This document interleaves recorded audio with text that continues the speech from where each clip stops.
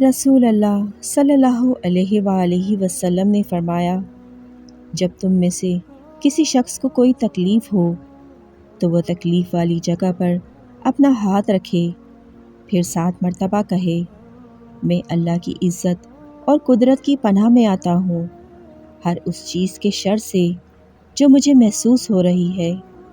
حضرت انس رضی اللہ عنہ سے مروی ہے کہ رسول اللہ صلی اللہ علیہ وآلہ وسلم نے فرمایا، ایک جنتی کو لایا جائے گا، اللہ تعالیٰ اس سے فرمائے گا، اے ابن آدم، تمہیں اپنا ٹھکانہ کیسا لگا؟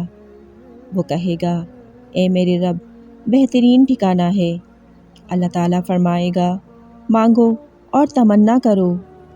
وہ کہے گا، اے میرے رب، میں کیا مانگوں اور کس چیز کی خواہش کروں سوائے اس خواہش کے کہ تو مجھے دنیا میں واپس بھیج دے اور میں 10 مرتبہ تیرے راستے میں قتال کرتا ہوا شہید ہو جاؤں، کیونکہ وہ شہادت کی فضیلت دیکھ چکا ہوگا، اور ایک روایت میں ہے کہ شہادت کی تکریم دیکھ چکا ہوگا۔